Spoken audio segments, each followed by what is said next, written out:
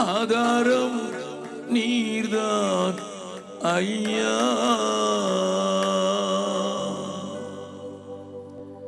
இயேசு கிறிஸ்துவின் மூலம் ஜெபம் கேளும் நல்ல பிதாவே, ஆமென். உட்காரலாம். கிறிஸ்தவத்தை எதிர்க்கிறவர்களுக்கும் சேர்த்தே சில வார்த்தைகளை சொல்லிவிட்டு உங்களை வசனத்துக்கு நேராக நான் திருப்ப விரும்புகிறேன். ஐயா, இயேசு கிறிஸ்துவின் சுவிசேஷத்தை மூலை மூலையெல்லாம் பிரசங்கிப்பதற்கு முயற்சி செய்கிறீர்களே, இந்த தேசத்தை மறுபடியும் கிறிஸ்துவை கண்டுகொள்ள வைப்பதற்கு நீங்கள் பலவிதமாக முயற்சி செய்து மறுபடியும் வெள்ளையர்களுக்கு இந்த தேசத்தை அடிமையாக்க போகிறீர்களோ என்று கூக்கலிடுகிறவர்களுடைய காரியம் ஏராளம். உங்கள் பகுதியில் அதிகம் இல்லாவிட்டாலும் எங்கள் பகுதியில் அதிகம் உண்டு. ஒருவனுக்கு நன்மை செய்தால் கூட இவனை நீங்கள் மதம் மாற்றுகிறீர்கள் என்று உடனே அடிக்க தொடங்குகிற ஒரு பொல்லாத நாட்களுக்குள்ளே வட இந்தியாவில் நாங்கள் வாழ்ந்து கொண்டிருக்கிறோம். சிறு பிள்ளையோ பெண்களோ என்பதை பாராமல் அவமதிக்கப்படுகிறதுக்கான நெருக்கங்கள் பல இடங்களிலே உண்டு. அவைகளை சொல்லி நான் உங்களிடத்தில் பரிதாப உணர்ச்சியை உண்டாக்கி மிஷனரி ஊழியத்தின் தேவையை நான் உங்களுக்கு சொல்ல விரும்பவில்லை. மாறாக இயேசு கிறிஸ்துவின் சுவிசேஷம் என்ன செய்யும் என்பதை நான் உங்களுக்கு காண்பித்து கொடுக்கும் வண்ணமாக எங்களோடு வாழ்க்கை பயணத்திலே பயணித்து நடந்த ஒரு காரியம், ஒரு மகனை குறித்து சொல்ல விரும்புகிறேன். இங்கே இருக்கிற பழைய என்னுடைய செய்தியை முறையாக கேட்கிறவர்களுக்கு இந்த கதை தெரிந்திருக்கலாம், சிலர் மறந்திருக்கலாம். தெரியாதவர்களுக்காக நான் சொல்ல விரும்புகிறேன். நாங்கள் பாபுவா என்கிற ஒரு பட்டணத்தில் ஊழியத்தை ஆரம்பிக்க ஆரம்ப காலத்தில் தேவன் என்னை பாபுவாவுக்கு போ என்று சொல்லி, அது எங்கே இருக்கிறது என்று தெரியாத போது நான் என்னுடைய அறையில் ஜெபித்து கொண்டிருக்கும் போது பாபுவாவுக்கு போ என்கிற ஒரு சத்தம் கேட்டதினால் அந்த பட்டணத்தில் கிறிஸ்துவை அறிவிப்பதற்கு முதலாவது சென்றோம். அங்கே ஒரு சபை உண்டாக்கப்பட்டது. அங்கே ஒரு அநாதை இல்லமும் 20 பிள்ளைகளோடு உண்டாக்கப்பட்டது. நாங்கள் ஒரு வாடகை வீட்டிலே, பாழான வீட்டிலே ஊழியத்தை சில சகோதரர்கள் உதவியோடு கூட செய்து கொண்டிருந்தோம். அந்த நாட்களில் எங்களுக்கு போராட்டம் வந்த போதிலும் அதை விடாமல் செய்து கொண்டிருந்தபடினால சில நேரங்களிலே மாதத்தில் 2 முறையாகிலும் அங்கே போய் நான் வேத பாடகம் சொல்லிக் கொடுப்பதும் ஆண்டவருக்குள் அங்கே வந்த மக்களை உற்சாகப்படுத்தி உறுதிப்படுத்துவதும் என்னுடைய வழக்கமாயிருந்த நாட்களிலே திடீரென்று ஒரு நாள் ராஜாராம் என்று சொல்லப்படுகிற ஒரு வாலிபன் என்னை பார்த்து, நான் உங்களை அப்பா என்று சொல்லலாமா என்று கேட்டான். அழகான வாலிபன், நல்ல வாட்ட சாட்டமானவன். என்னை பார்த்து அப்பா என்று சொல்லும்போது, என் தம்பி உனக்கு அப்பா இல்லையா என்று கேட்டேன். ஐ எம் சாரி, எனக்கு அப்பா இல்லை. என்ன செய்கிறாய் என்று கேட்டேன். கல்லூரியிலே படித்து வருகிறேன். எதற்கு இதை கேட்கிறாய் என்று நான் அவரிடத்தில் கேட்டேன். அவன் தன்னுடைய கதையை இப்படியாக சொன்னான். எனக்கு 1.5 வயதாக இருக்கும்போது எங்களுக்கு நல்ல போதுமான நிலம் இருந்தது. நான் ஒரே மகனாக பிறந்தேன். பொல்லாத மனிதர்கள் என்னுடைய தந்தையை கொலை செய்து விட்டார்கள். அந்த கொலை செய்வதற்கு முன்னதாக அடித்தார்கள். அதில் வியாதிப்பட்டு அதில் இறந்து போனதனால் அவர் கொலையானார் என்றுதான் நான் சொல்ல வேண்டும். எனக்கு 1.5 வயது. என்னுடைய தாய் தன்னுடைய இன்பத்துக்காக, தனக்கு தனியாக வாழ முடியாது என்கிற பயத்தினாலே இன்னொரு மனிதனோடு கூட என்னை நடுத்தருவில் விட்டுவிட்டு ஓடிவிட்டாள். என்னுடைய பேரிலே நிலங்கள் இருந்தது, ஆனால் அனுபவிக்கிறதற்கு எனக்கு வயது போதாது. எப்படியோ என்னுடைய தூரத்து உறவினர்கள் என்னை சோறு போட்டு எப்படியோ வளர்த்தார்கள். மிகுந்த கஷ்டப்பட்டு நான் வளர்ந்தேன். அந்த நேரத்தில் நடந்த ஒரு காரியத்தை அவன் எனக்கு சொன்னான். தாய் என்றாலே எனக்கு ஒரு வெறுப்பு வந்து விட்டது. தன்னுடைய சுயலாபத்திற்காக என்னை பலியாக்கி விட்டு போய்விட்டாளே என்கிற அந்த வெறுப்பு தாயின் மேலே வந்தது. ஹைஸ்கூலை முடிக்கிற தருவாயில் நக்சல் பாரிகளுடைய தொடர்பு கிடைத்தது. அதில் நான் ஈர்க்கப்பட்டு அவர்கள் எனக்குள்ளே இருந்த ஒரு மிடுக்கை பார்த்து என்னை ஜூனியர் லீடராக மாற்றி எனக்கு 2 துப்பாக்கிகளை கொடுத்தார்கள். சீசோ என்கிற ஒரு கிராமம் இருக்கிறது. அந்த பாபுவாவுக்கு 3 கிலோமீட்டர் தூரத்தில். அங்கேதான் அவன் வசித்து வந்தான். அங்கே இருந்து எதிர்த்தாற் போல் இருக்கிற பட்டேல் கல்லூரியிலே படித்து கொண்டிருந்தான். அந்த நேரத்தில் தான் அவனுக்கு ஒன்று நேரிட்டது. அவன் 2 துப்பாக்கிகளை வைத்து மாலை நேரங்களிலே பயிற்சி செய்வான். நக்சல்வாதிகளோடு கூட சேர்ந்து அவருடைய கொள்கைகளை உள்வாங்கிக் கொள்வான். இப்படி வாழ்ந்த நாட்களிலே இன்னமும் கல்லூரியில் இருக்கிற ஒரு 5-6 வாலிபர்களையும் சேர்த்து கொண்டு மார்க்கெட்டில் போய் அடிப்பது, திருடுவது, இந்த காரியங்களில் ஈடுபட்டு கொண்டிருந்த ஒரு நாளில் அதே முனிசிபாலிட்டிக்கு எதிர்த்தாற் போலே நாங்கள் குடியிருந்தபடியினால் அந்த இடத்திலே வந்து பிள்ளைகள் 20 பேரும் உற்சாகத்தோடு கூட பாடுகிற காட்சி அவனை இழுத்தது. அவன் பின்னாலே அந்த வந்து கூட்டத்தில் நின்று பார்த்தான். அங்கே இருந்த மனிதர் சொன்னார், உட்காருங்கள் என்று. உட்கார்ந்து அந்த பிள்ளைகள் மிகுந்த சந்தோஷத்தோடு பாடுகிறார்கள். யாரை பாடுகிறார்கள் என்று அவனுக்கு தெரியாது. இயேசுவை கேள்விப்பட்டதில்லை. ஆகையினால அது கூட்டம் முடிந்தவுடனே அந்த பிள்ளைகளை பார்த்து கேட்டான், இவ்வளோ சந்தோஷமா இருக்கீங்களே, நீங்கள் யார் என்று கேட்கும்போது அந்த பிள்ளைகள் 20 பேரும் சொன்னார்கள், எனக்கு அம்மாவும் இல்லை அப்பாவும் இல்லை, நாங்கள் அனாதைகள். ஜெம்ஸ் எங்களை எடுத்து வளர்க்கிறது. எங்களுக்கு ஒரு நல்ல ஆன்டி அங்கிள் இருக்கிறாங்க, நல்லா கவனிச்சுக்கிறாங்க, எங்களை பள்ளிக்கூடத்துக்கு அனுப்புகிறாங்க, சாப்பாடு கொடுக்குறாங்க, அன்பு பாராட்டுகிறார்கள், ஆண்டவரையும் காட்டி கொடுத்தார்கள். அந்த சந்தோஷத்தின் மிகுதினால் நாங்கள் பாடுகிறோம் என்று குட்டி பிள்ளைகள் சொல்ல ஆரம்பித்த போது ஒரு 6 வயது பையனும் ஒரு 8 வயது பையனும் 2 பக்கத்தில் உட்காந்து, அங்கிள் உங்க கதையை எங்களாக கேட்கலாமான்னு சொல்ல கேட்க ஆரம்பிச்சிட்டுங்க. உங்களை பற்றி உங்க அம்மா அப்பா இருக்காங்களா, உங்களை பார்த்தா எதுக்கு இவ்வளோ சோகமா இருக்கீங்க, எதுக்கு 6 மணியான கிளாக் மாதிரி முஞ்சு தொங்கி போட்டிருக்கீங்கன்னு ஒரு பையன் நேரவே கேட்டான். அது அவனை இடித்ததுனால, எனக்கு அம்மாவும் இல்லை அப்பாவும் இல்லைன்னு சொல்ல, ஓ நம்ம ஜாதி தானா, நீங்களும் நம்ம ஜாதி தானா, வாங்க அங்கிள், காலையில் இந்த நேரத்தில் ஜெபம் நடக்கும், சாயங்காலம் ஜெபம் நடக்கும், நீங்களும் ஜாயின் பண்ணிங்க, நாங்கள் வார்டன் சொல்லிக்கிட்டோம். தினந்தோறும் காலையில் வந்தான், கல்லூரிக்கு போகும் முன்னதாக சாயங்காலம் கல்லூரி முடிந்த பின்பு வருவான். தன்னுடைய நண்பர்கள் 6 பேரையும் கூட்டிக் கொண்டு வந்தான். இப்படியாக அந்த தொடர்பு ஏற்பட்ட நேரத்தில் தான் நான் அங்கே போயிருந்தேன். என்னுடைய பிரசங்கத்தை 3 நாட்கள் தொடர்ச்சியாக கேட்டான். நான் வேத பாடம் சொல்லிக் கொடுத்துக்க போயிருந்தேன். அப்பொழுதுதான் அவன் வந்து கேட்டான், உங்களை நான் அப்பான்னு கூப்பிடலாமா?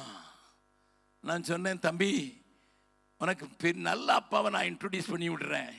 இந்த அப்பா எல்லா இடத்தும் ஒரே இடத்துல இருக்க மாட்டார், அவர் உன் கூட இருப்பாருன்னு சொன்ன உடனே அன்றைக்கு பூரணமாக ரட்சிக்கப்பட்டான். நான் அப்பொழுது அவங்களுக்கு மறுபடியும் போகிற சூழ்நிலை ஏற்பட்ட போது ஒரு நாளில் மன்னிப்பை குறித்து பேசினேன். நன்றாய் கவனிங்கள். கிறிஸ்தவத்தினுடைய ஆணிவேராக இருக்கிற மன்னிப்பு, அது பாவ மன்னிப்பு மாத்திரமல்ல, ஒருவரோடு ஒருவர் மன்னித்து வாழ்கிற ஒரு வாழ்க்கை இருக்கிறது என்று வேத வசனத்தின் அடிப்படையில் நாம் மன்னிக்காவிட்டால் பிதாவும் மன்னிக்க மாட்டார் என்று இயேசு சொல்லிக் கொடுத்த அந்த காரியங்களை காண்பித்து நான் பிரசங்கம் பண்ணி கொண்டு இருக்கிறது இல்லை, நான் வேத பாடம் எடுத்துக்கொண்டிருந்தேன்.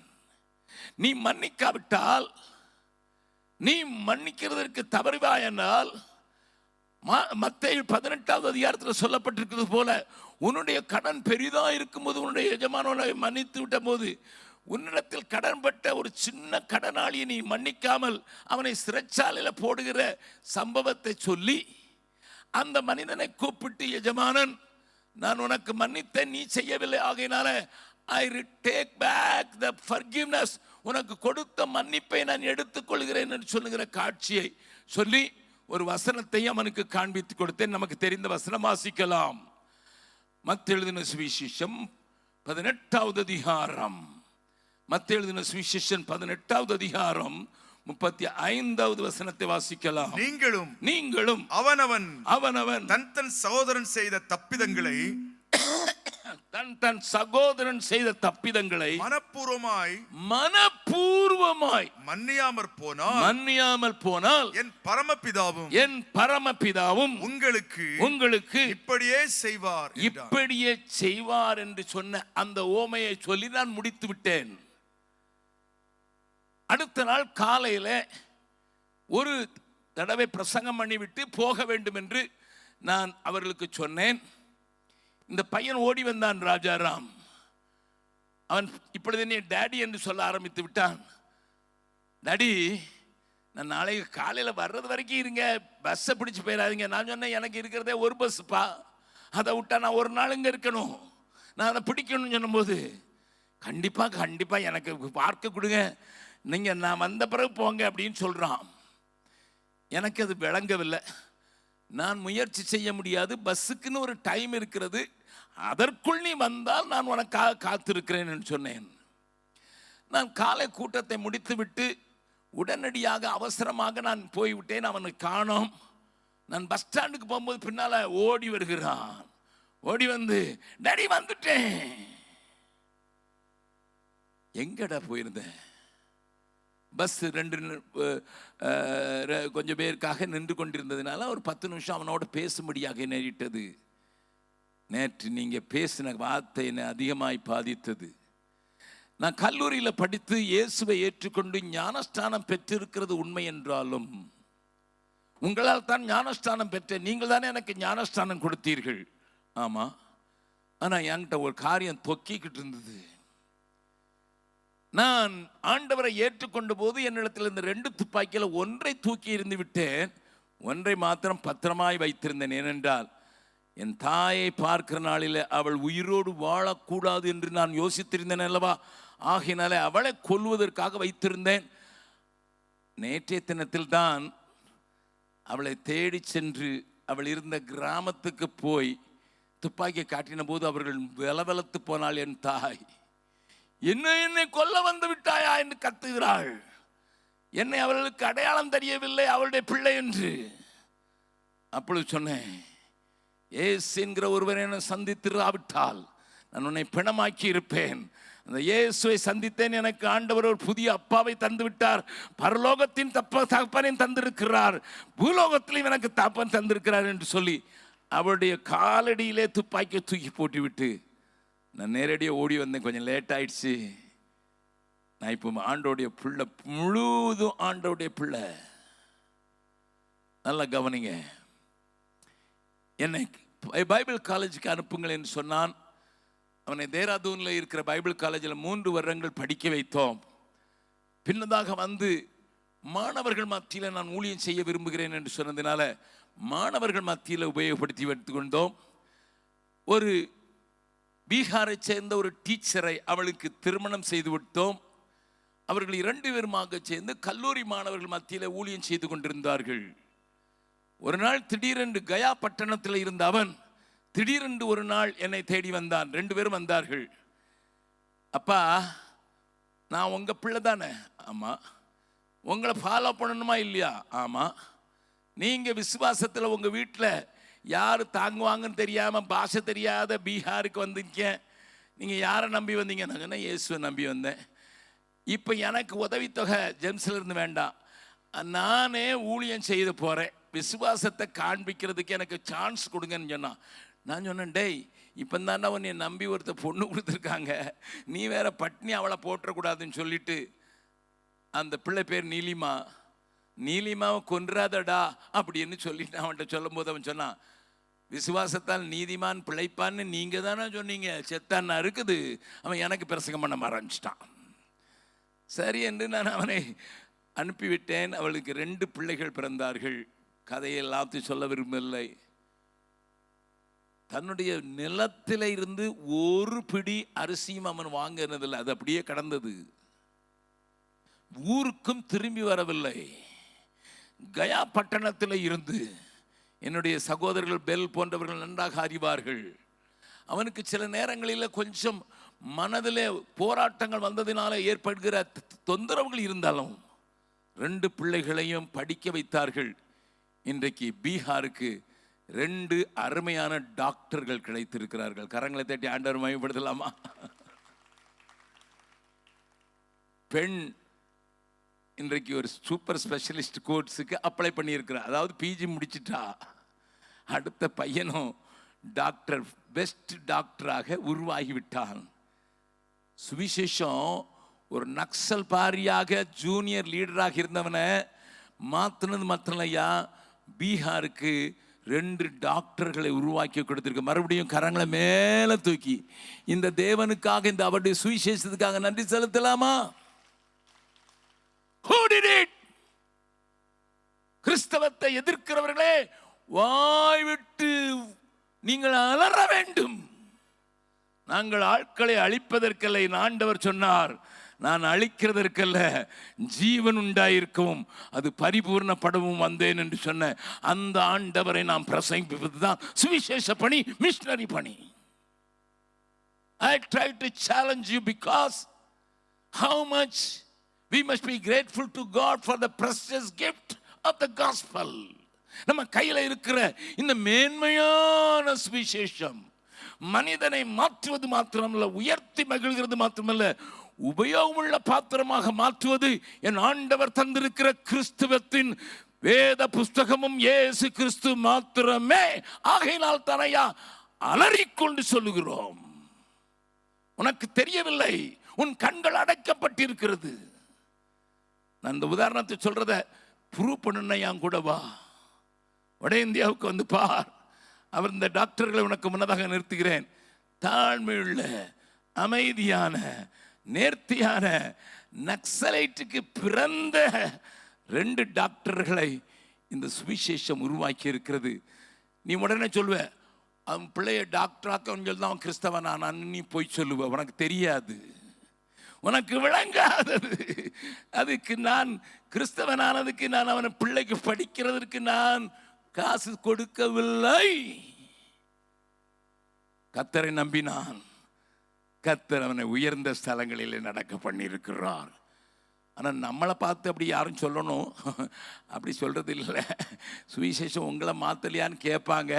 ஆனால் சுவிசேஷத்துக்கு அவ்வளவு வல்லமை உண்டு. ஆகையினால் தான் இந்திய தேசத்திற்கும் இயேசுவே வழி. ஆகையினால் தான் உபயோகமற்றவனை, சமுதாயத்தை கெடுக்கிறவனை, சமுதாயத்தை பாழடிக்கிறவனை, சமுதாயத்திற்கு விரோதமாக, சட்டத்துக்கு விரோதமாக வாழ்கிறவனை மாற்றுவது மாத்திரமல்ல, அவனுடைய கற்ப பிறப்புகள் இந்த சமுதாயத்துக்கு உபயோகம் உள்ளவர்களாக மாற்றுகிற ஒரு வல்ல சுவிசேஷத்தை தேவன் நமக்கு தந்திருக்கிறார். என்னை கேட்கிற அருமையானவர்களே, மிஷனரி ஊழியத்தின் முக்கியத்துவத்தை புரிந்து கொண்டிருக்கிறீர்கள் என்று நினைக்கிறேன். ஏதோ ஒரு கொஞ்சம் காசை கொடுத்துட்டா மிஷனரியை அனுப்பிட்டோங்கிற அல்லாமல், ஆண்டவரே எவ்வளோ பெரிய சுவிசேஷத்தை எங்களை நம்பி தந்திருக்கிறீர் என்ற அந்த காரியத்தை புரிந்தவர்களாக என்னோடு கூட சேர்ந்து பாடுங்களாமா? இதோ மனிதர்கள் மத்தியில் வசம் செய்பவரே, சேர்ந்து பாடலாமா? எங்கள் நடுவிலே வசித்திட விரும்பிடும் தெய்வமே. பாடுங்கள். இதோ மனிதர்கள் மத்தியில் வாசம் செய்பவரே, எங்கள் நடுவிலே வசித்திட விரும்பிடும் தெய்வமே. உமக்கு சிங்காசனம் அமைத்திட உம்மை துதிக்கிறோம் இயேசுவே. பரிசுத்த அலங்காரத்துடனே உம்மை தொழுகிறோம் இயேசுவே. உமக்கு சிங்காசனம் அமைத்திட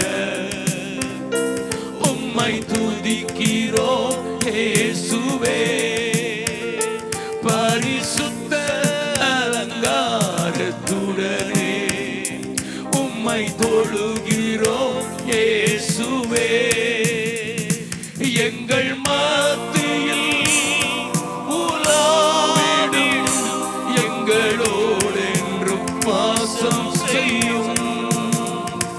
எங்கள் மத்தியில் உலாவிடும், எங்களோடு என்றும் வாசம் செய்யும்.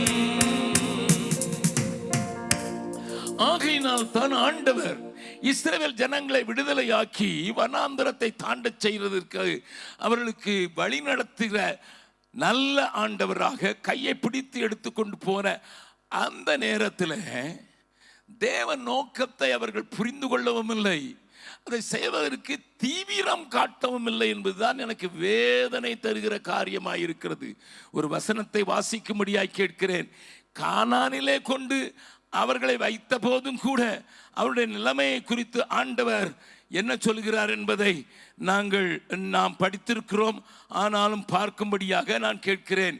யோசுவாவின் புஸ்தகத்தில் யோசுவா ஜனங்களை பார்த்து ஒரு காரியத்தை சொல்லுகிறதை நீங்கள் பார்க்க முடியும்.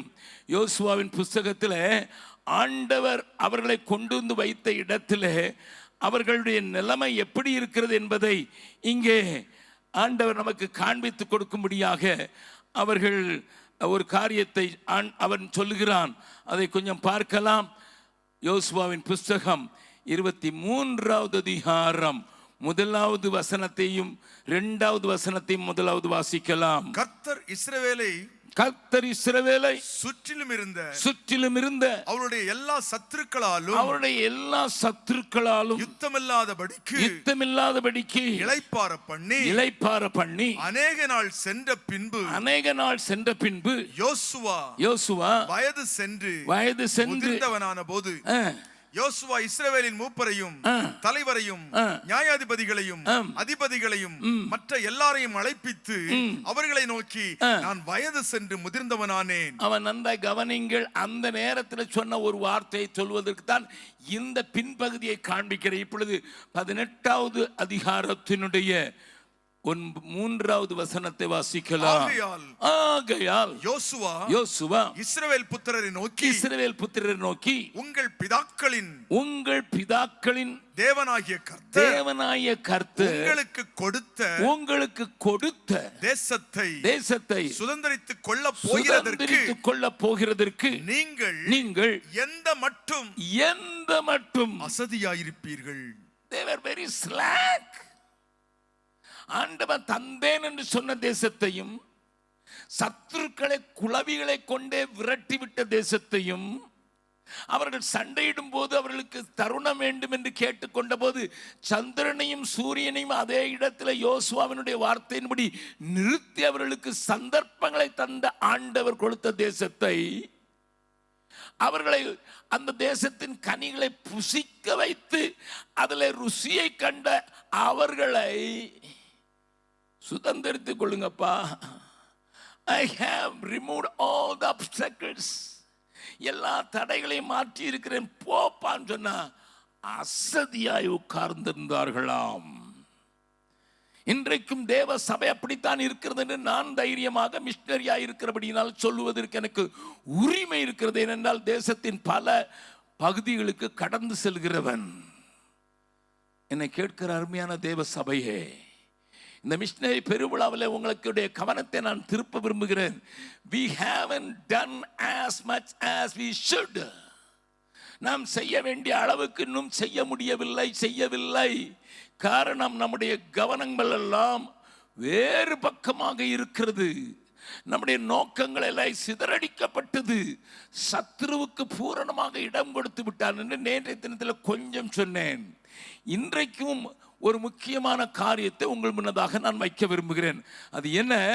நான் நேற்றைய தினத்தில் சொல்லும்போது எண்ணாகமத்தில் 11வது அதிகாரத்திலிருந்து 32வது அதிகாரம் வரை இருக்கிற காரியங்களை நீங்கள் வாசித்து பார்த்தால், it is not because of the enemy but because of internal enmity. நல்லா கவனிங்க. எதுக்கையா தேசத்தை சுதந்திரிக்கல? எதுக்கையா தேவன் கொடுத்த வாக்குத்தத்தம் கிடைக்கல? சத்துருவினால் வந்த தடை அல்ல, மாறாக தங்களுக்குள்ளே இருந்த அந்த பகை உணர்ச்சி நிமித்தமாக அவர்களால் சுதந்திரிக்க முடியாமல் போய்விட்டது. ஆகையினால் தான் சபைகள் இன்றைக்கு இதில் விழிப்பாக இருக்க வேண்டும் என்பதற்காக இந்த காரியத்தை நான் உங்களோடு கூட பேசுகிறேன். நேற்றைய தினத்தில் 11வது அதிகாரத்தில் இருக்கிற நான் வெஜிடேரியன் ஃபுட்டை கேட்டதை நான் உங்களுக்கு விவரித்தேன். ஆனால் அந்த அதிகாரத்தில் இன்னொரு காரியம் சொல்லப்பட்டிருக்கிறது. இவர்கள் எல்லாரும் எங்களுக்கு இறைச்சி தாருங்கள் என்று 30 லட்சம் ஜனங்கள் கூக்குறார்கள், அழுகிறார்கள். மோசே தேவனிடத்தில் போய் கேட்கிறான், எங்கேயா இருந்து இவங்களுக்கு நான் புசிக்க கொடுக்க முடியும்? சமுத்திரத்தில் இருக்கிற மச்சத்தெல்லாம் கொண்டு வந்த கூட காணாத. ஆண்டவர் சொல்றார், நான் ஏன் கை குறுகலப்பா, நான் செய்கிறேன். அப்போ மோசே சொல்றான், it is too much Lord, it is too much, I cannot பேர் ஆல் அலோன். தனியா இதெல்லாம் சுமக்க முடியாது. ஆண்டவர் சொல்றாரு, ஓ மேலே இருக்கிற ஆவியை எடுத்து 70 பேர் மேலே வச்சு அவங்க உனக்கு அசிஸ்ட் பண்றதுக்கு அந்த அபிஷேகத்தின் தைலத்தை அவர்களுக்கும் ஊற்ற போறேன். 70 பேரை பேர் சொல்லுன்னு சொன்னா 70 பேரை ஆண்டவருக்கு முன்னதாக தெரிந்து கொண்டு நிறுத்தி அவங்க பேரெல்லாம் வாஸ்தாச்சு. ஆசீர்வாதம் கொடுக்குற நேரத்தில் 2 பேர் வரமாட்டேங்கிறான். பக்கத்தில் உங்க கையை பிடிச்சி சொல்லுங்க, பார்த்து சொல்லுங்க, கொஞ்சம் அட்லீஸ்ட் எனக்கு கையை பிடிச்சி சொல்லுங்க. ஆசீர்வாதம் வாங்குறது கூட உனக்கு அவ்வளோ இடும்பு. ஓ, வார்த்தை நான் கொஞ்சம் தடித்த வார்த்தையை போடணும். வாசிக்கலாம். எண்ணாகமம் 11வது அதிகாரம். வேதத்தை இன்றைய சூழ்நிலையிலே நீங்கள் படித்தால்தான் வேதம் ஜீவன் உள்ளதாக மாத்திரமல்ல, நம்மை கண்டித்து உணர்த்துகிறதாக இருக்கும். எண்ணாகமங்களின் புஸ்தகம் 11வது அதிகாரம் 24வது வசனத்திலிருந்து வாசிக்கலாம். அப்பொழுது மோசே புறப்பட்டு கர்த்தருடைய வார்த்தையை ஜனங்களுக்கு சொல்லி ஜனங்களின் மூப்பரில் 70 பேரை கூட்டி கூடாரத்தை சுற்றிலும் அவர்களை நிறுத்தினான். ஆமா, out of 30 lakhs people Moses could identify 70 people. Listen, நான் சொல்கிறதை 30 லட்சம் பேரிலே 70 பேர் தன்னோடு நின்று காரியங்களை சாதிப்பார்கள் என்று மோசே நம்பினதினால், தேவனுடைய அபிஷேகம் அவர்கள் மேலே இருக்க வேண்டும் என்று வாஞ்சித்ததினால், இன்றைக்கு இருக்கிறது போல எல்லாரும் அபிஷேகம் பெற்றவர்களாக இருக்க முடியாது என்கிற சூழ்நிலையிலே விசேஷித்த காரியத்திற்காக அபிஷேகம் பண்ணப்படுகிற அந்த விசேஷித்த ஆசீர்வாதம் ஒரு சிலருக்கு மாத்திரம்தான் கிடைத்ததினால அந்த நாட்களிலே அங்கே 70 பேரை அங்கே மோசே ஆண்டவருடைய ஆசரிப்பு கூடாரத்துக்கு முன்னதாக கொண்டு வந்து நிறுத்தினான். கர்த்தர் மேகத்தில் இறங்கி அவனோட பேசி அவன் மேல் இருந்த ஆவியை, நல்லா கவனிங்க, மோசேயின் மேல் இருந்த ஆவியை மூப்பராகிய 70 பேர் மேலும் வைத்தார். அந்த ஆவி அவர்கள் மேல் வந்து தங்கின மாத்திரத்தில் தீர்க்க தரிசனம் சொன்னார்கள். சொல்லி பின்பு ஓய்ந்தார்கள். ஆனா அடுத்த வசனம் தான் கொஞ்சம் வேதனை கொடுக்கிறதா இருக்குது. வாசிக்கலாம். அப்பொழுது 2 பேர் பாளையத்தில் இருந்து விட்டார்கள். ஒருவன் பேர் எல்தாத், மற்றவன் பேர் மேதாத். அவர்களும் பேர் வழியில் எழுதப்பட்டிருந்தும் கூடாரத்துக்கு போக கூடாதிருந்தார்கள். அவர்கள் மேலும் ஆவி வந்து தங்கினதினால் பாளையத்தில் தீர்க்க தரிசனம் சொன்னார்கள். இத வீட்டுல போய் வாசித்து பாருங்க. கூப்பிட்டு விட்ட வர வேண்டிதானே. எப்ப உனக்கு ஒரு ஆர்டினேஷன் வச்சிருக்கப்பா, எல்லாருக்கும் முன்னால உனக்கு கர்த்தர் அபிஷேகம் பண்ண போறாருப்பா, எனக்குள்ள இருக்கிற அதே ஆவியின் பலத்தை ஒன் மேல வைக்க போறான்னு 70 பேரை கூப்பிட்டு விட்டா 2 பேரு அவன் வரமாட்டான், சபைக்குள்ள கடப்பான். அவனுக்கு கலாட்டா பண்ணலன்னா தூக்கம் வர்றான். ஆசீர்வாதத்துக்கு கூப்பிட்டா கூட அதை இவர் என்ன கொடுக்கறதுக்கு, இவர் என்ன கை வைக்கிறது? அடே அப்பா, அவ்வளோ நீ பெரிய வீம்பு பிடிச்சவனா? கொஞ்சம் யோசித்து பாருங்க. இந்த சீனை கொஞ்சம் யோசித்து பாருங்க. இன்றைக்கு சபைகளிலேயும் இது நடப்பதில்லையா? ஆமா, குருவானவர் யாரையாவது கூப்பிட்டு நம்ம எல்லாம் கொஞ்சம் ஒரு சின்ன கன்சல்டேஷன் பண்ணலான்னு ஒரு 10 பேரை பேர் சொல்லி கூப்பிட்டாருன்னா 2 பேர் சொல்லுவான், இவர் கூப்பிட்டா என்ன போகிறது? எனக்கு மேலிடத்துலேருந்து வரணும், அப்போ தான் போவேன். அதுவும் அவங்க வந்து மாலை போட்டு தாளம் போட்டு கொட்டு அடித்து கூட்டு போனால் போவேன். Hello, rebellion. This is called rebellion. Rebellion to the leadership. என்னை கேட்கிற அருமையானவர்களே, சபை ஏன் தெரியுமா இன்றைக்கு செய்ய வேண்டியதை செய்ய முடியாதபடி தடுத்திருக்கப்பட்டிருக்கிறது? உள்ளுக்குள்ளேயே ஒரு ரிபல்லியன். அதை ஆண்டவர் சொல்கிற ரண்டகம் பண்ணுதல் என்று தமிழில் மொழிபெயர்த்திருக்கிறார்கள். அதை ஆண்டவர் சொல்லும்போது, சவுலுக்கு சொல்லும்போது சொன்னார், இரண்டாம் மண்ணுதல் பில்லி சூனிய பாவத்துக்கு ஏற்றதா இருக்குது, மறந்துடாத சவுல். இது எங்கேயா ஆரம்பிச்சது? பரலோகத்தில் தான் ஆரம்பிச்சது. பரலோகத்தில் அந்த லூசிஃபருக்கு ஆண்டவர் பெரிய அழகை கொடுத்திருந்தார். எசேக்கியேல் 28வது அதிகாரம் அதை அழகை சொல்லுகிறது. அதிகாரம் கொடுத்திருந்தார். ஏசாயா 14வது அதிகாரம் அவனுக்கு கொடுக்கப்பட்டிருந்த ஆளுகையை கொடுத்திருந்தது, அதிகாரத்தை கொடுத்திருந்தது. ஏதேமில்லை நீ அவ்வளவு அழகாக உருவாக்கப்பட்டா, நடந்தாலே மியூசிக் வரும், அவ்வளோ மியூசிக் எல்லாம் சேர்த்து கொடுத்திருந்தாரு. அழகு, அலங்காரம். ஆனா அவனுக்கு எனக்கு இந்த பதவி கொடுத்தது காட்டிலும் அவரை விட மேல நான் ஒரு அடி உட்காரணும். நல்ல கவனிங்க, பரலோகத்தில் ஆரம்பித்த அந்த ரிபல்லியன், அந்த பலவந்தம், அந்த ரண்டகம் அவனை கீழே தள்ளிவிட்டு இன்றைக்கு வரைக்கும் சபைக்குள்ளேயும் அவன் வேகமாக அதே ஆவியை தள்ளிக்கொண்டுதான் இருக்கிறார். கீழ்ப்படிந்தவர்களுக்கு தந்தருளின பரிசுத்தாவி என்று அப்போஸ்தலர் நடபடிகளில் சொல்லி இருக்குது. கீழ்ப்படிந்தவர்களுக்கு தந்த பரிசுத்தாவியானவர் என்று. ஆனா துரோகியான உனக்கும் எனக்கும் அவர் வரங்களை பெற்றுக்கொண்டார் என்று எதே வேதம் சொல்லுது. ஏனென்றா அவனை பாவியா இருக்கும்போது பிள்ளையாக்குனாரு. துரோகிகளான நமக்கு வரங்களை பெற்று தந்த ஆண்டவர், அவன் நமக்கு கொடுத்த ஒரு காரியத்தை உனக்கு பொறுப்பை கொடுக்கிறேன்னு சொன்னா அங்கேயும் பலவந்தம். அப்பா அம்மா கீழ்ப்படினா எது கீழ்ப்படினோம்? நான் தான் அவரை விட அதிகம் படிச்சிருக்கேனே. அவர் என்ன கம்ப்யூட்டரா படிச்சாரு? நல்ல கம்ப்யூட்டர் படிச்சிருக்கேன். எப்பா நீ கம்ப்யூட்டர் படிச்சியா? அப்படியா? ஆமா. அவர் மண்ணு வெட்டி உன்னைய கல்ல படிக்க வச்சாருங்கிறது உனக்கு ஞாபகம் இருக்கட்டும்டா. எத்தனை பிள்ளைகளுக்கு விளங்குவதில்லை. சமீபத்தில் ஒரு சகோதரனை சந்தித்த போது அவர் என்ன ஜெபம் பண்ணுங்கன்னு கேட்டாரு. எதுக்குன்னு கேட்டேன். பக்கத்து வீட்டில் ஒரு பாட்டியமா இருந்தாங்க. அவங்களும் அவங்க வீட்டுக்காரரும் மிகுந்த கஷ்டப்பட்டு பிள்ளை படிக்க வச்சாங்க. அமெரிக்காவுக்கு அனுப்புனாங்க. அமெரிக்காவில் இருக்கிற இந்திய வம்சவழி பெண்ணையோ கல்யாணம் கட்டிக்கிட்டான். ஒரு பிள்ளையும் பெற்றுட்டான்.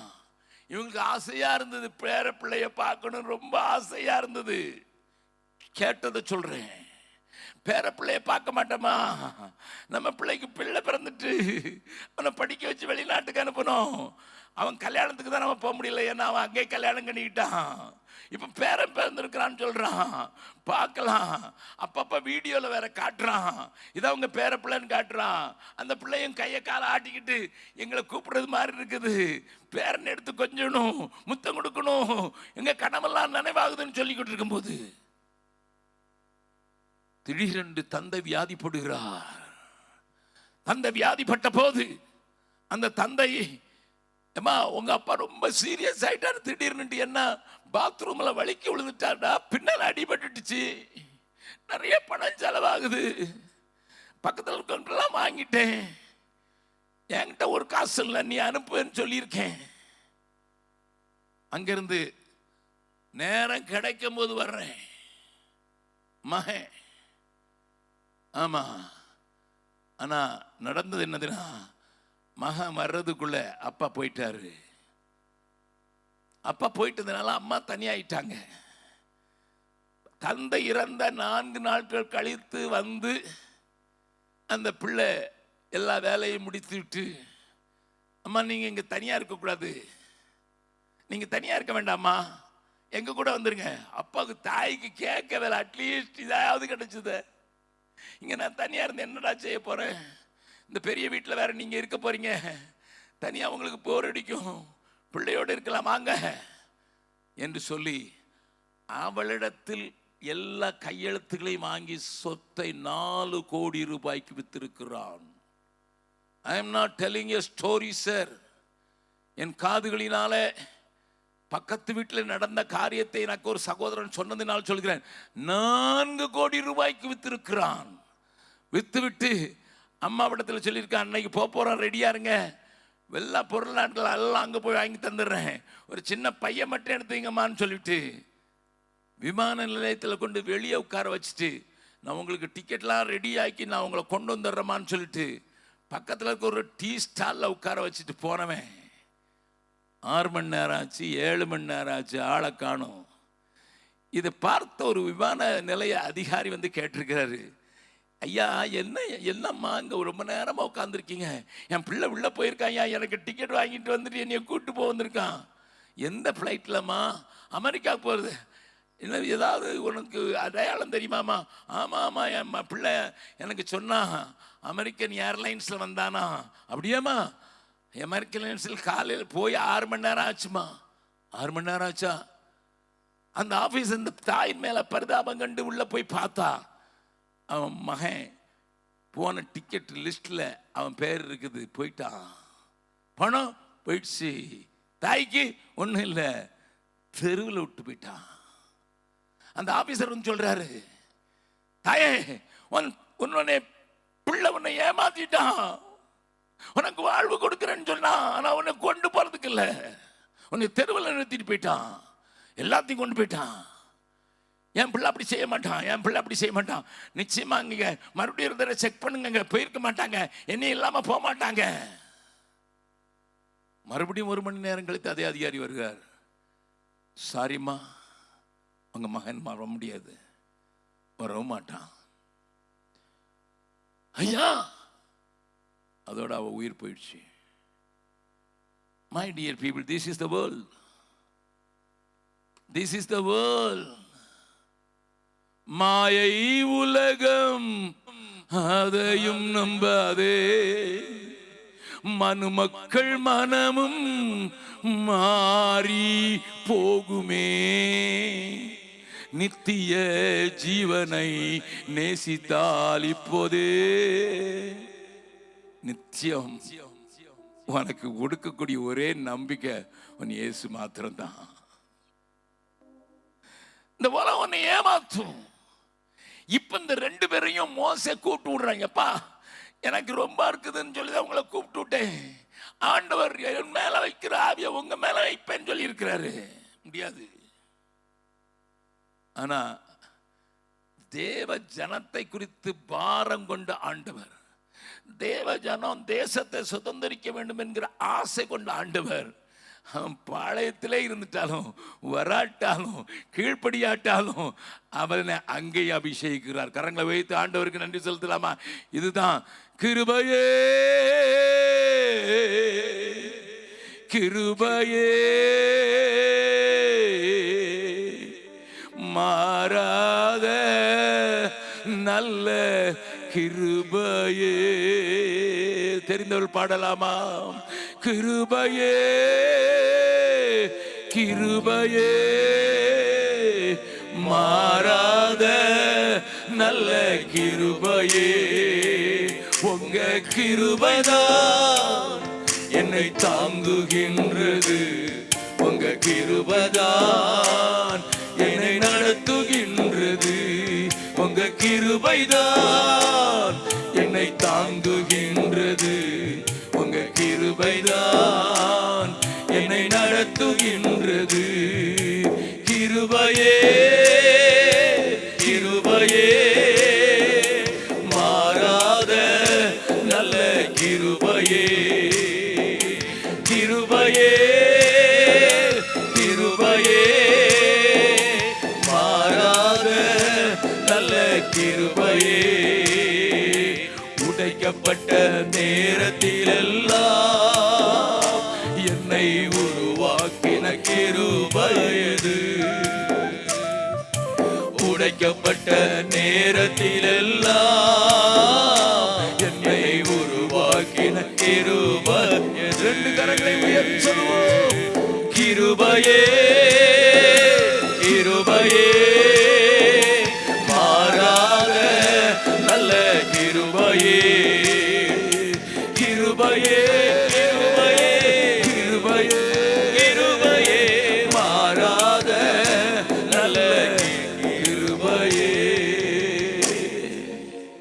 நீ கீழ்ப்படியாம கலாட்டா பண்ணா கூட அவர் தன்னுடைய கிருபை உன்னை விட்டு விலக்கலையா. ஏன்னா என் ஜனம் இளைப்பாறுதலுக்குள்ள பிரவேசிக்கணும், என் ஜனம் தேசத்தை சுதந்திரிக்கணும், என் தேசம் நன்மையினால் நிரப்பதற்கு இவங்க பிரசன்ஸ் தேவை. சுவிசேஷத்தை அறிந்த மக்கள் இந்த பூமியை நிரப்பணுங்கிறது ஒரு பெரிய தேவை. அதனால தான் சபையை நீ பல நேரம் கலாட்டா பண்றாள். கோர்ட்டுக்கு எத்தனை நேரம் போறது உனக்கே தெரியும். எத்தனை கோடி ரூபாய் கோர்ட்டுக்கு செலவழிக்கிறங்கிறது தெரியும். கொஞ்சம் பணமா கோர்ட்டுக்கு கொண்டு கொடுத்துருக்கீங்க. யார் வீட்டு பணம்? காணிக்க பணம். உண்மைதானே? அது கலாட்டா இல்லையா? ஆண்டவர் என்ன சொன்னார்? உங்களுக்குள்ளே வழக்குண்டாயிருந்தால் எங்க போகணுமா? வாசிக்கலாம். இந்த வசனம் தெரியும், ஆனாலும் வாசித்துருவோம், கொஞ்சம் ஞாபகப்படுத்திக் கொள்ளலாம். 1 கொரிந்தியர் 6வது அதிகாரம். 1 கொரிந்தியர் 6வது அதிகாரத்தில் பவுல் தெளிவாக எழுதுகிறார். 1வது வசனத்திலிருந்து வாசிக்கலாம். உங்களில் ஒருவனுக்கு வேறொருவனோட வழக்குண்டானால் வழக்காடும்படி அவன் பரிசுத்தவான்களிடத்தில் போகாமல் அநீதிக்காரரிடத்தில் போக துணிகிறது என்ன? வார்த்தை பார்த்தீங்களா? துணிச்சல் உனக்கு.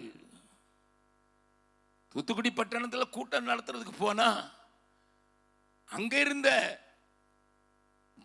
GMS, அதாவது குளோபல் மிஷனரி சொசைட்டியில ஜெனரல் செக்ரட்டரியா இருக்கிறது. ஒரு காலத்தில் 2 வருஷம் பீகார்ல செக்ரட்டரியா இருந்த மிஷனரியா இருந்தவர்.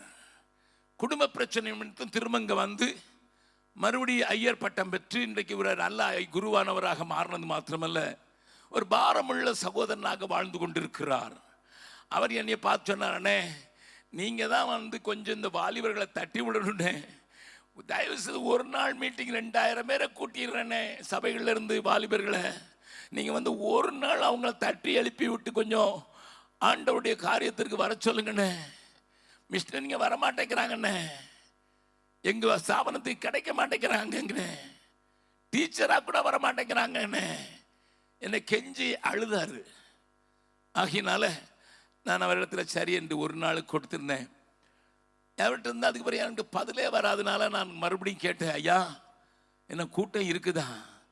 அவர் சொன்னார், அண்ணே இன்னும் 1 வாரம் கொடுங்கண்ணே, எங்களுக்கு பிஷப் இல்லைண்ணே, எங்களுக்கு ஜோதிமணின்னு ஒருத்தர் ஒரு இந்து ஜட்ஜை போட்டு வச்சுருக்காங்க, அவர் தான் அட்மினிஸ்ட்ரேட்டர்ண்ணே, அவர் பெர்மிஷன் கொடுக்க மாட்டேங்கிறாருண்ணே, மிஷினரி கூட்டம்லாம் வேண்டான்னு சொல்கிறாருண்ணே, அப்படி நடத்தினீங்கன்னா என் ஃபோட்டோவையும் போடணும்னு சொல்கிறாருண்ணே. எப்படின்னே ஒரே நோட்டீஸில் பட்டை அடித்த அவரையும் பட்டை கிளப்புறேன் உங்களையும் நான் ஒன்றா போடுவேன். அவர் சொன்ன வார்த்தை தான் சொல்கிறேன். எப்படி ஒரே ஃபோட்டோவை போடுறது? அவர் நம்பர் வேற போடுங்கிறாரு. அதனால் கொஞ்சம் ஒரு வாரம் கழிச்சு சொன்னார், அண்ணே மாட்டேன்ட்டாருண்ணே. He was crying like a baby. ஒரு பிள்ளையை போல் அழுகிறாரு. ஏன் நம்ம எங்க போயிட்டோம்? அநீதிக்காரரிடத்தில் போக துணிந்தது என்ன? My dear people of God, my church, வாசிங்க. பரிசுத்தவான்கள் உலகத்தை நியாயம் தீர்ப்பார்கள் என்று அறியீர்களா? உலகம் உங்களால் நியாயம் தீர்க்கப்படுவதாக இருக்க அற்ப அற்ப வழக்குகளை தீர்க்க நீங்கள் அபாத்திரரா தேவதூதர்களையும் நியாயம் தீர்க்க போகிறோம் என்று அறியீர்களா? நியாயம் தீர்க்க போவோம் என்று அறியீர்களா? அப்படி இருக்க இந்த ஜீவனுக்கேற்றவைகளை நீங்கள் தீர்த்து கொள்ள கூடாதிருப்பது எப்படி? இந்த ஜீவனுக்கேற்ற வழக்குகள் உங்களுக்கு இருந்தால் தீர்ப்பு செய்கிறதற்கு சபையில் அற்பமாய் எண்ணப்பட்டவர்களை நியமித்துக் கொள்ளுங்கள். உங்களுக்கு வெட்கம் உண்டாகும்படி இதை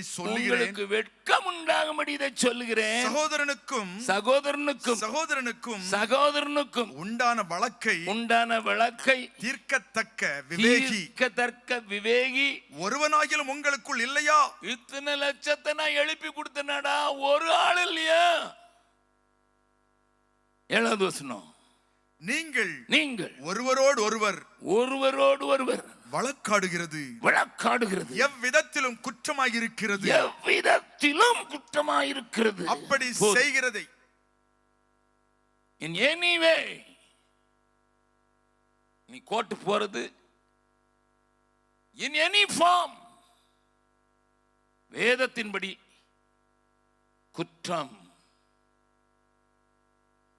என்ன வேதனையான வார்த்தைகள்!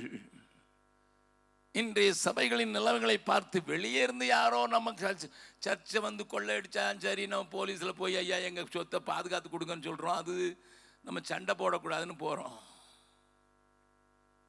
உள்ளுக்குள்ளேயே இருக்கிற கேஸு. வட இந்தியாவில் ஒரு சபைக்கு போயிருந்தேன். 2 ஆராதனை நடக்குது. என்னன்னா காலையில் ஒருத்தர் ஆராதனை 8லிருந்து 10 வரைக்கும் அதில் காணிக்கை எடுத்து வக்கீல் கொடுக்குறாரு. 11லேருந்து 1 மணி வரைக்கும் ஒரு ஆராதனை, அதில் காணிக்கை எடுத்து இவர் இன்னொருத்தர் 2 பார்ட்டி. நான் கேட்டேன், இவ்வளவு வரைக்கும் வக்கீல் ஃபீஸ் கட்டியிருக்கீங்கன்னு. சின்ன சபை, 7 சபை, வட இந்தியாவில் அதிகமாக கொடுக்கக்கூடியவர் இல்லை. அவர் சொல்கிறாரு, நாங்கள் ஒரு 17 லட்சம் கொடுத்துருக்கோம், அவங்க ஒரு 13 லட்சம் கொடுத்துருக்காங்க, 30 லட்சம் கொடுத்துட்டீங்க, என்னத்துக்கு சண்டை?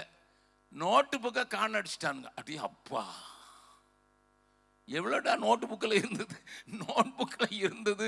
30,000 காணிக்க காண அடிச்சுட்டேன்னுட்டு 30 லட்சம் ரூபா செலவழிச்சிட்டான். பக்கத்தில் இருக்கவங்களை கையை பிடிச்சி சொல்லுங்க, நமக்கே வெக்கமாக தான் இருக்கு, என்ன செய்யுது? புத்திமெல்லாம் போச்சு. எத்தனை படித்தவர்கள், எத்தனை பட்டதாரிகள், எத்தனை அதிகாரிகள், எத்தனை சில நேரங்களில் மந்திரிகள் என் சபையே. உன்னுடைய rebellious nature makes the church not to move towards the goal. உனக்குள்ள இருக்கிற அந்த பெரிய காரியங்கள் நீ செய்ய வேண்டியதை செய்ய முடியாதபடிக்கு. கன்னியாகுமரி டிஸ்ட்ரிக்ட்ல நின்று பேசுறேன், தைரியமா தான் பேசுறேன். எனக்கு கன்னியாகுமரி டிஸ்ட்ரிக்ட் புதுசு இல்லை. இங்க இருந்து கோர்ட்டு போன பணம் ஒரு முழு மாநிலத்தை சந்திச்சிருக்கும். ஆனா சந்திக்கல. அடுத்தால 12வது அதிகாரத்துக்கு போனீங்கன்னா வீட்டுக்குள்ளேயே கலாட்டா, அங்க சபைக்குள்ள கலாட்டா. 12வது அதிகாரத்தில் மீரியாம், ஆமா நல்ல அக்கா தான், நல்ல அக்கா தான், நல்லா இருக்கிறதுக்கு நல்லா தான் இருந்தா. ஆமா, மோசே காப்பாற்றுறதுக்கு தன்னுடைய உயிரை படைய வைத்து நின்றாள். எகிப்தில அரசனை எதிர்த்து கட்டளைக்கு மீறி பிள்ளையை பாதுகாப்பதற்கு நின்ற மோசேயுடைய அக்கா மீரியாம் 8 வயதிலேயே அவ்வளவு தைரியமா நின்றவள். நல்ல கவனிங்க, 3 வயதிலேயே தைரியமா நின்ற ஆரோன் 2 பேரும் வனாந்திரத்துல கலாட்டா பண்றான். அங்க எகிப்துல கலாட்டா பண்ணல, இங்க எல்லாரும் மோசே என்ன மோசே நாங்க இல்லையா, எங்கிட்ட பேச மாட்டார் ஆண்டவர். இதை உள்ள வச்சுக்கிட்டு ஏதாவது கண்டுபிடிக்கணும். மோசைக்கு ஒரு கருப்பு பஞ்சாதி இருக்கிறாள, கருப்பு பஞ்சாதி தான் உனக்கு பெரிய பிரச்சனை, உன் கருப்பை நீக்குப்பா. Hello, the rebellion when it starts in the church, it affects our family. அறியுங்க. நல்ல அக்கா தான், நல்ல அண்ணன் தான். 40 வருஷம் கழிச்சு மோசே நாட்டுக்கு திரும்பி வரும்போது ஆண்டவர் சொல்கிறார், உன் சகோதரன் ஆரோன் வருகிறான் உன்னை எந்திர்கொள்ள. 40 years மறந்துருக்கணும், ஜாடையெல்லாம் மறந்து போகுது. 4 வருஷத்துலேயே மறந்து போகுது. 40 வருஷம் தம்பி எப்படி இருப்பான்னு தெரியாது. அதுவும் மீதியான் தேசத்திலிருந்து வரணும்னா எந்த வழியா வர்றான்னு தெரியாது. ஏன்னா எல்லாம் திறந்த ஓப்பன் பார்டர். அப்ப ஆண்டவரால் இயக்கி வைக்கப்பட்ட ஆரோன் இந்த வழியா தான் வருவான்னுட்டு, தன்னுடைய தம்பி வருவான்னுட்டு அடிமே அடித்து போய் முத்தமிட்டு அழுது வரவேற்று கொண்டு வந்து அசிஸ்டண்டா மாறி போன Aaron. My dear people of God, they were instruments for the deliverance of Israel. இஸ்ரவேல் ஜனங்கள் விடுதலை ஆவதற்கு காரணமாக உபயோகப்படுத்தப்பட்ட பாத்திரங்கள் கலாட்டா பண்ணுது. மோசே சத்தம் கட்டாம தான் இருந்தான். வேதம் சொல்கிறது, வாசிக்க கேட்ட பகுதியில் கேட்டோம், கர்த்தரதை கேட்டார். நீ கலாட்டா பண்ணுடா, நீ கலாட்டா பண்ணு அம்மா, நீ கலாட்டா பண்ணு. ஆனா கர்த்தர் கேட்கிறாருங்கிறத மறந்துடாத. ஆண்டவர் வாங்க எல்லாம் கூடாரத்துக்கு வாங்கடா, 3 வாங்க. சம்மன் வருது, வீட்டுக்கு சம்மன் வருது, தேவ பர்வதத்திலிருந்து வருகிறது. என்ன பேசுனீங்க? யாருக்கு விரோதமா பேசுன? பேசுறதுக்கு உனக்கு என்னடா தைரியம் வந்ததுன்னு ஆண்டவர் நேரடியாக ஆரோனையும் மீரியாமையும் கேட்கிறார். அவர் பேசிக்கொண்டிருக்கும் போதே கர்த்தருடைய கோபம் மூழ்ந்தபடியினால அவங்க பதில் கூட சொல்லல. They didn't open their mouths. Please understand. நீங்கள் வாசிக்க பகுதியை கேட்டு நீங்கள் ஞாபகத்தில் வைத்திருப்பீர்கள் நினைக்கிறேன். என்னாகமம் 12வது அதிகாரத்தை மறுபடியும் திருப்பி பாருங்கள். God was not even waiting for your answer. நீ பதில் சொல்லணும் கூட எதிர்பார்க்கல. 8வது வசனத்தில் சொல்றார், உங்களுக்கு பயமில்லாமல் போனது என்ன என்றார். கர்த்தருடைய கோபம் அவர்கள் மேல் மூண்டது, அவர் போய்விட்டார். ஆரோன் திரும்பி பார்க்கிறான், மீரியாம் குஷ்டரோகியா நிற்கிறாள். Even God didn't want to pronounce the punishment. இதுதான் தண்டனைன்னு சொல்ல கூட இல்லை. அவர் கோபத்தோட பார்த்தா போதும், குஷ்டரோகியா நிற்கிறா. என்னை கேட்கிற அருமையானவர்களே, rebellion leads to such a horrible place. ஆனா எங்க ஆரம்பிச்சு தெரியுமா? சபைக்குள்ள தெரிந்தெடுக்கப்பட்ட அபிஷேகத்திற்கு நியமிக்கப்பட்ட 2 பேர் பண்ணது அடுத்த அதிகாரத்தில் மீரியாமுக்குள்ளையும் ஆரோனுக்குள்ளையும் வந்து மோசே தான் அவங்களுக்கு ஜபிக்க வேண்டிய சூழ்நிலை உண்டாகிவிட்டது. தேவன் உங்களோடு கூட பேசுவாராக. தேவன் உங்களோடு கூட பேசுவாராக. Then again let us go to the 13th chapter. 13வது அதிகாரத்தை பாருங்க. 12 பேர் அனுப்புறான் மோசே, தேசத்தை சுற்றி பார்த்துட்டு வாங்கன்னுட்டு. அவங்க வந்தபோது 10 பேர் அழுதார்கள். நம்ம போகக்கூடாதுன்னு சொன்னா, காலேபும் யோசுவா மாத்திரம் சொல்றாங்க, தேவன் நம்மோடு இருக்கிறார், அந்த தேசத்தை எளிதாய் மாற்றிக்கொள்ள முடியாது, முடியாது, எங்களால முடியாது, முடியாது, முடியாதுன்னு கத்துறாங்க. Again the rebellion. Again the rebellion. 16வது அதிகாரத்தில் வாங்க. கோரா rebellion. எதுக்கு இதெல்லாம் நான் கொஞ்சம் தொட்டு தொடாமல போறேன். I want to show one important truth. ஒரு உண்மையான காரியத்தை சொல்ல விரும்புகிறேன்.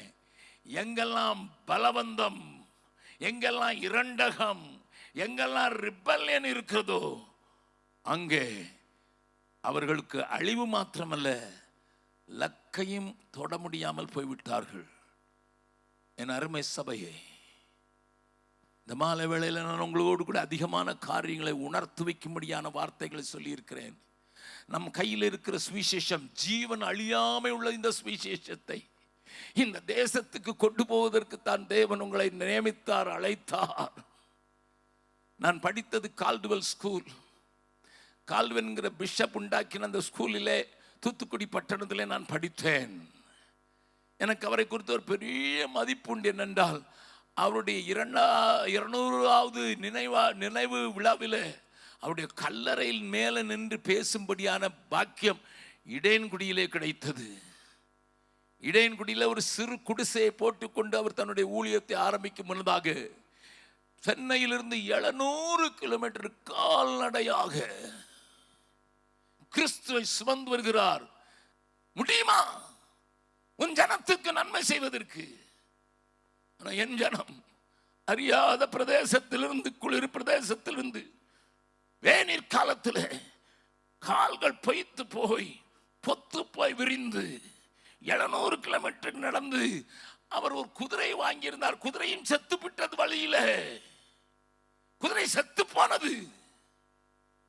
கவனிங்க, சூடு தாங்காம குதிரை செத்துட்டு அந்த மனுஷங்க வந்து தமிழை முறைப்படி கற்று திராவிட இலக்கணத்தை எழுதி அவர் ஊழியம் செய்து ஆண்டவருடைய ராஜ்யத்தை மக்களுக்கு காண்பித்த போது அவர் இருந்ததெல்லாம் குடிசைதான். அறிந்தவர்கள் சொல்லுகிறார்கள் 10க்கு 8 அடி, அவ்வளவுதான். படுக்கை அங்கதான், சாப்பாடு அங்கதான், தன்னுடைய படிப்பறையும் அங்கதான். என்னுடைய ஜனம் இந்த ஜனத்தை நேசித்ததினால் அல்லவோ, அவர்கள் மேல இருந்த பாசத்தினால் அல்லவோ, அந்த இடையன்குடியில போய் பார்த்தீங்களா, இன்றைக்கு ஒரு தேரிக்காடு, பயங்கர தூசியினால அவருக்கு ஆஸ்மா வருகிறது. ஆஸ்மாவில் அவர் மிகவும் கஷ்டப்பட்டதினால கொஞ்ச நாட்கள் கொடைக்கானலில் போய் தங்கி இருக்கிறார். அவரை பார்க்க அவருடைய டாக்டர் மகன் ஆஸ்திரேலியாவில் இருந்து வருகிறார். சரித்திரம் தெரியாதவர்களுக்காக சொல்கிறேன். ஆஸ்திரேலியா, அப்பா, you did so much for Tamil people, Tamil மக்களுக்கு ஏராளமா செஞ்சிட்டீங்க, வாங்க என் கூட, நான் உங்களை பார்த்துக்கிறேன். அவர் சொன்னார், I will die here, நான் இங்கே தான் மரிப்பேன்ப்பா. எனக்காக உயிர் கொடுத்து என்னை மீட்டு கொண்ட ஒரு ஆண்டவரை நான் இங்கிலாந்தில் ஸ்காட்லாண்டில் இருக்கும்போது கேட்டேன் அல்லவா. என்னை படிக்க வைத்து உயர்த்தின அந்த இயேசுவை உயர்த்தும்படியாகத்தான் வந்தேன். ஆகையினாலே இங்கேதான் மரிப்பேன் என்று சொல்லி இந்தியாவையே தன்னுடைய பீடமாக கொண்டு மரித்து இங்கே அடக்கம் பண்ணப்பட்ட அந்த கல்லறையின் மேல் நின்று 200வது நூற்றாண்டு விழா கொண்டாடும் போது பிரசங்கம் பண்ணுகிற பாக்கியத்தை தேவன் எனக்கு தந்தார். எதற்கு சொல்கிறேன்? கிறிஸ்தவத்தை எதிர்க்கிற விஷமிகளுக்கு நான் சொல்லுவேன், கிறிஸ்தவன் இந்த நாட்டில் இருந்து அகற்றப்பட வேண்டும் என்று கொக்கரிக்கிறவர்களுக்கு சொல்லுவேன், உனக்கு உயிர் கொடுத்து உனக்கு வாழ்வை கொடுக்கிறதற்கும் உன்னை வெளிச்சத்திலே நடத்துவதற்கும் இந்த தியாக சுடர்கள் அழித்து கொண்டு தன்னையே அதைத்தான் நம்பி உங்களையும் கொடுத்திருக்கிறாரு. உங்களையும் என்னையும் நம்பி இந்த சுவிசேஷத்தை இந்த கன்னியாகுமரி மாவட்டத்தில் இருந்து இந்தியா முழுவதும் இவர்கள் எதையாயிலும் செய்வார்கள் என்று ஒருவேளை ஒரு சில மிஷினரிகளை நீங்கள் தாங்கி இருக்கலாம். ஆனால் புறப்பட்டு போகிறவர்கள் இப்பொழுது இல்லை. இங்கிருந்து பிள்ளைகளை புறப்பட்டு போக பண்ணுகிறவர்கள் இல்லை. ஒருவேளை ஒரு 20 மிஷினரி, 40 மிஷினரி, 50 மிஷினரியை தாங்கி இருக்கலாம். இன்றைக்கு ஒரு சபையாரோடு கூட பேசிக்கொண்டிருக்கும் போது சொன்னேன், brother, there's no more place to sponsor a missionary. Now you have to do a participatory missionary work. நீங்க ஒரு பகுதியை தெரிந்து கொள்ளுங்க, அதை நீங்க கொடுத்து உங்க ஆள் அங்க வைங்க, அவங்களுக்கு என்ன தேவைன்னு பாருங்க, அதையெல்லாம் நீங்களும் போய் கலந்து செய்யுங்க. அந்த பகுதி தேவனை அறிவதற்கு இயேசுவை காண்பிப்போம் வாருங்கள் என்று நான் அவர்களை பார்த்து சொன்னேன். சும்மா ஏதோ மிஷினரிக்கு காசை தூக்கி போட்டு நாங்களும் மிஷினரி தாங்குறோம் என்று சொல்லாதீர்கள். தயவு செய்து அது மிஷினரி ஒரு பங்கத்தினுடைய ஓரம் மாத்திரம்தான். நம்மத்தில் வந்து வாழ்ந்தார்கள், தியாகமாக தன்னை ஊற்றினார்கள். என்றைக்கு கன்னியாகுமரி மறுபடியும் இருந்தது, மறுபடியும் உங்கள் மாவட்டத்திலிருந்து போன ஒருவேளை பாக்கியநாதன் ராஜ் என்று சொல்கிற ஒரு குஜராத் மிஷினரியை நீங்கள் அறிய மாட்டீர்கள், நான் அறிவேன். அவருடைய மனைவி ஜாய்ஸ், அவளுக்கு 2 பிள்ளைகள். குஜராத்திலே அவரை மரத்திலே கட்டி வைத்து அடித்ததினாலே குடும்பத்தார் பயந்து போய் அவரை கன்னியாகுமரி கொண்டு வந்து இங்கே நீ ப்ரமோஷன் ஒர்க் பண்ணி என்று வைத்தார்கள். அந்த பாக்கியநாத ராஜையும் அவருடைய மனைவி உட்கார வைத்து நான் பேசும்போது சொன்னேன், அண்ணே குஜராத்தில் அடி வாங்கினாலும் அந்த சந்தோஷம் இங்கே கன்னியாகுமரியில் இல்லைன்னு. போகிற இடத்துலலாம் நல்லா சாப்பாடு கொடுக்குறாங்க. காலையில் எழுந்திரிச்சோடனே முட்டையை அவிச்சு போட்டு உள்ளுக்குள்ளே நல்லா தேனை ஊற்றி அந்த முட்டையை முதல்ல குடிக்க சொல்கிறாங்க, அதுக்கு பிறகு தேனை குடிக்க சொல்கிறாங்க. இங்கே தேனும் முட்டையும் குடிக்கிறது இல்லைண்ணே, அங்கே ஒன்றுமே இல்லை, அடி தான் கொடுத்தான். ஆனால் அந்த சந்தோஷம் இங்கே வரமாட்டேங்கிறேன். The same Bakkiyanatha Raj from this district. ஒரு பையன் பெத்தேல்ல கிணத்துல தவறி விழுந்து இறந்தான். ஒரு பையன் கோல்டன் என்கிறவன் எங்களிடத்தில் அனுப்பப்பட்டான். Listen listen. கோதுமை மணி போல் மடிந்திடுவேன், உமக்காய் தினமும் பலன் கொடுப்பேன். கோதுமை மணி போல் மடிந்திடுவேன், உமக்காய் தினமும் பலன் கொடுப்பேன். அவமானம் நிந்தை சிலுவைதனை, அவமானம் நிந்தை சிலுவைதனை அனுதினம் உமக்காய் சுமக்கின்றேன்.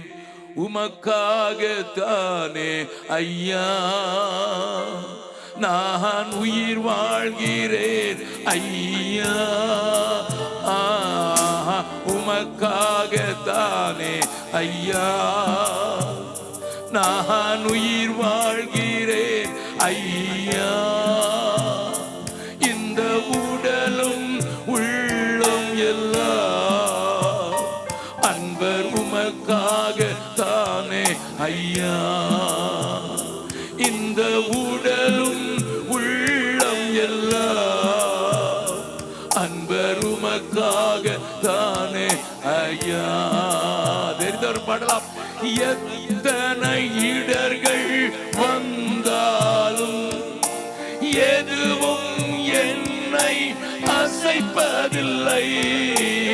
எத்தனை இடர்கள் வந்தாலும் எதுவும் என்னை அசைப்பதில்லை. மகிழ்வுடன் தொடர்ந்து ஓடுகிறேன், மகிழ்வுடன் தொடர்ந்து ஓடுகிறேன். மன நிறைவோடு பணி செய்வேன், மன நிறைவோடு பணி செய்வேன்.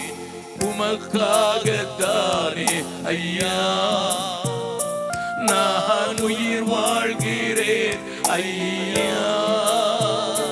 இந்த உடலும் உள்ளம் எல்லாம் அன்பர் உமக்காகத்தானே ஐயா. ஏன் சொல்கிறேன் என்றால் கன்னியாகுமரியில இன்னமும் தேவ ஜனங்கள் உண்டு, இன்னும் ஒரு பாக்கியநாத ராஜ்கள் உண்டு, இன்னும் தன்னுடைய வேலை ஆண்டவருக்கு இழக்கிறவர்கள் உண்டு. கன்னியாகுமரியே வீறு கொண்டு எழு, மடங்கி விடாதே. எதிர்த்து நின்று பலவந்த மனுமதியெல்லாம் தூக்கி துறப்பு விட்டு வீணானவைகளுக்கெல்லாம் பணத்தை செலவழிப்பதை விட்டு உன் தேவன் இந்த தேசத்தில் உயர்த்துவதற்கு நீ செய்ய வேண்டியதை செய்து பார். உனக்கு எதிராக ஒருவனும் நிற்பதில்லை. எல்லாரும் கண்களை மூடலாம்.